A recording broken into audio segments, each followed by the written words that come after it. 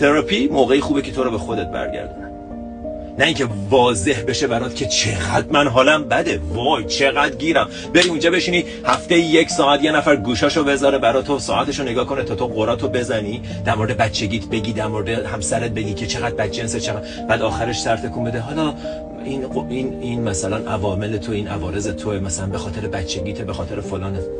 این چه کمکی قراره به تو بکنه؟ برو ادامه بده ببینم تو تبدیل به اولین کسی میشی که کمک شده. برای درمان تراماها باید تراپی داشت یا زمان حلش میکنه؟ هیچ کدوم.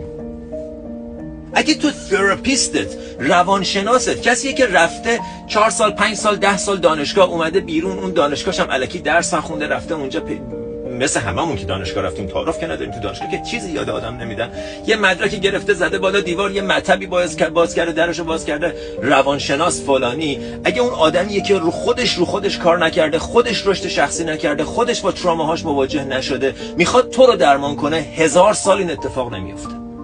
اگر روانشناس تو بوداه، اگر روانشناس رمداسه، اگر روانشناس مهاراجیه، اگر روانشناست شوی نسارگاداتا، اگر روانشناست کارل یونگه، حال تو خوب میکنه.